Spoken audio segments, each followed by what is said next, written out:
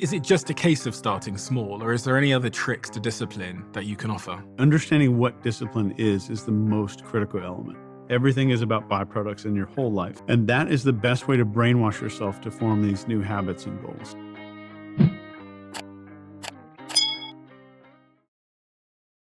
What is the most popular thing people come to you and talk to you about and ask you? One of the most common in there is, how can I change my discipline? That's the number one thing that I get from people. How do I level up discipline on this authority checklist? And getting to a point where they're modifying their discipline changes their confidence. Because I always talk about discipline as kind of the gateway drug to everything else in authority. And it's the gateway to composure for sure. But getting your discipline modified is one of the fastest ways to make everything else change. And how do I fix my discipline if I'm an ill-disciplined person? Understanding what discipline is the most critical element. I define this differently than most people. So I define discipline as your ability to prioritize the needs of your future self ahead of your own present self. And that's it. That's all that discipline is. I'm prioritizing the needs of future me. You're trying to think of an exception. I was thinking of two scenarios. The scenario one is I go home tonight, right? Because I go to sleep, I get to bed early. And there's this other thing I'm thinking about doing after this, which is going to the gym. And I'm like, I was just, as you're saying that, I was thinking both help future me.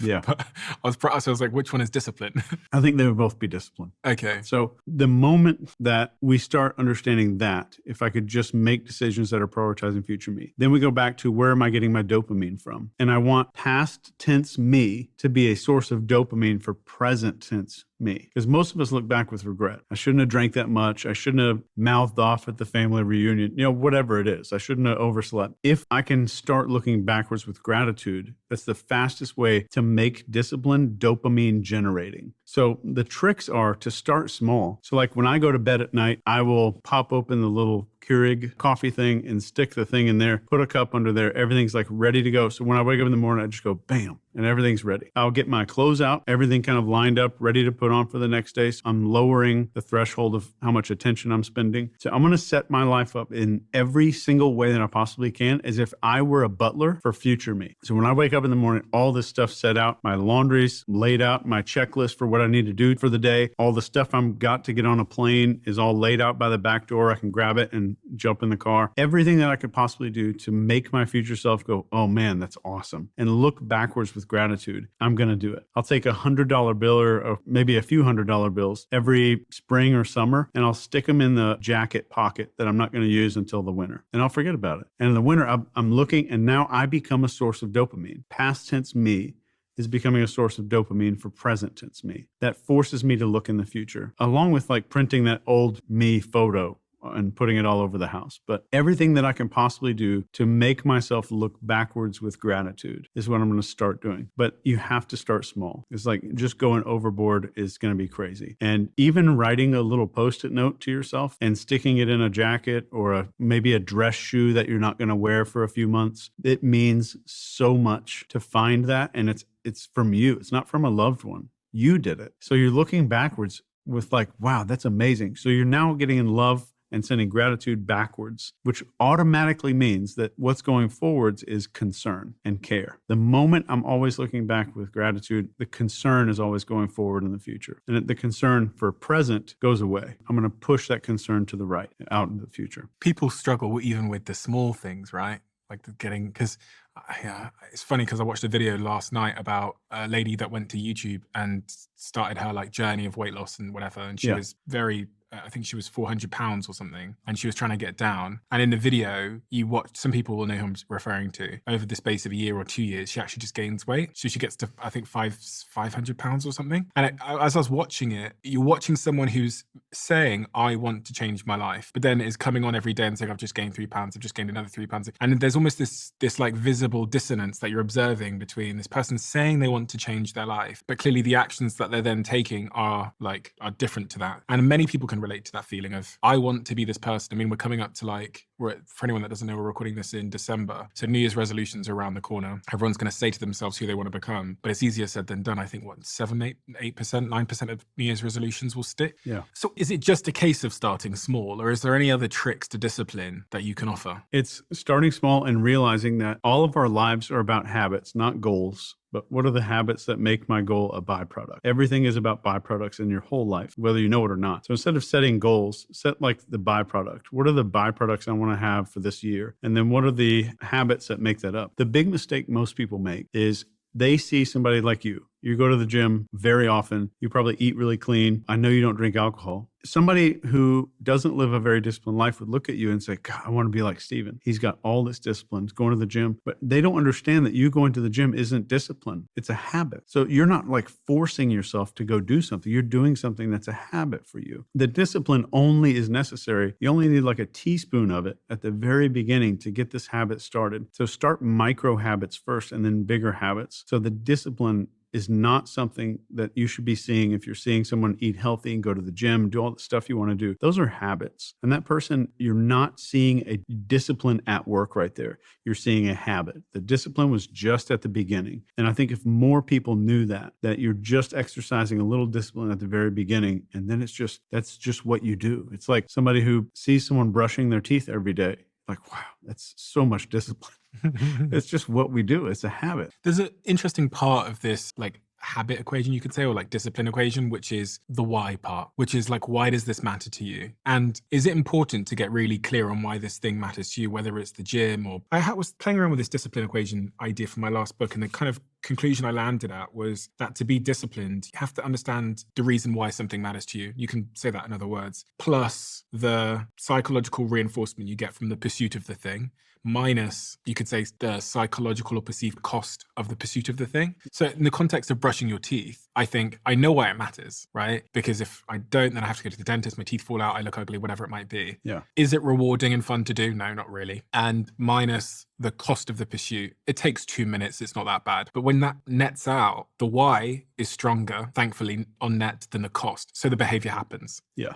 But the key part of this equation here is the why part. Like, it's not the key part, but it's a central part, is the why part. Why does the thing matter to you? Yeah. And how much why? Like, how big is the why? Yeah. Because if the why is I need enjoyment in the present moment, then no other why will be bigger. Mm-hmm. No discipline why will ever be larger. Mm-hmm. The only why will be, why am I eating these Cheetos right now? Or why am I drinking 20 beers every night? Because that's the only why. I think once the why starts edging its way into the future, that's the moment where you break the discipline spiral and you get out of that, because your whys are extending into time that hasn't happened yet. Does that equation stack up for you, saying this? I like it a lot. Because I've been saying it. I wrote about this in my book. The whole idea is why plus, like, you could say reinforcement, minus, you could say cost, just to simplify it. Yeah. But is there anything missing from this equation, do you think? Is there anything...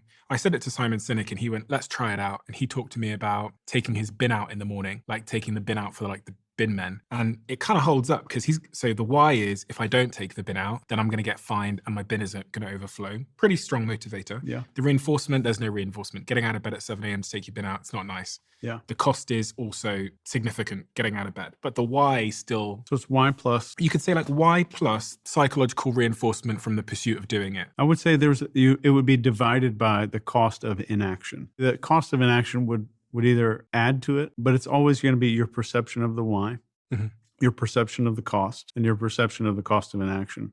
Mm-hmm. And all of that is going to be about, can I leverage my focus, the mammalian brain's focus? Can I leverage authority over myself in some way, over that mammalian part of my brain, force myself out of bed, force these habits to start developing? And then tribe, are my friends involved? Have I made a public agreement about something? And then the emotion, which I think would be the why. Yeah. And like, that's the emotional driver. That animal can understand you visualizing yourself better, like looking with a six pack or whatever it is, but printing it on a vision board. This is why I think vision boards are so important, not because we're manifesting something out of the universe. Maybe it is, but we're definitely showing something that a dog can understand. It's imagery. Dog can understand images. So we're routinely exposing ourselves to these vision boards on a very regular basis. And if you follow the brainwashing formula, which is focus, emotion, agitation, and repetition. It spells fear. And that is the best way to brainwash yourself to form these new habits and goals. So how can I get myself to focus? How can I build the emotion, which is the why? Recurring emotion, not just one at the very beginning. How can I continue to make it emotional? Or maybe I can make the cost of inaction emotional. Maybe I can buy the app that makes me look fat,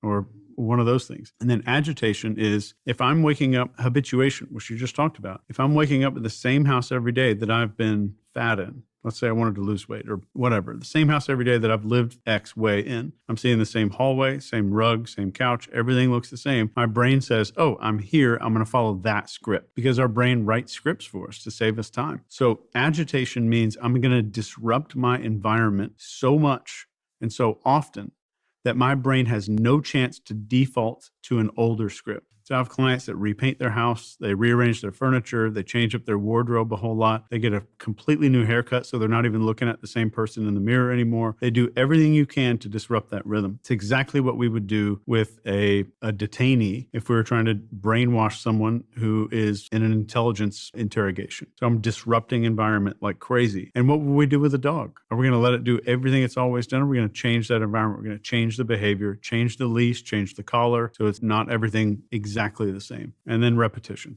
Repetition, which is just repeating the same thing over and over. So like if even just coming to the vision board, the last client I had him go to Best Buy and get a 70-inch TV and then get one of those cheap tablets, those $300, $200 tablets, and just duct tape it to the back of the TV and put his vision board on that thing. It's like 900 slides of just nonstop photos, but it runs 24 hours a day in his office. Even if he's not there, he walks in the morning, it's on. Nonstop repetition. Because him having to turn it off at night means he's got another point of discipline. I've got to turn that TV on, start that little PowerPoint thing. But that's nonstop, and it's just nonstop exposure. So can I generate focus? That's a lot of focus on the goals. Then there's emotion. You're seeing all of that. Agitation, which is disrupting my life patterns, and repetition, which is just over and over and over. How can I re-expose you to the same stimuli, or re-expose myself to the same stimuli?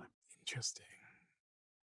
So I should keep a vision board. I think always think with your goals, like how would I show these goals to my dog? How would I show these goals to my dog? And how would I let my dog know shit's going to change around here? I'm going to move stuff around. I'm going to make everything different.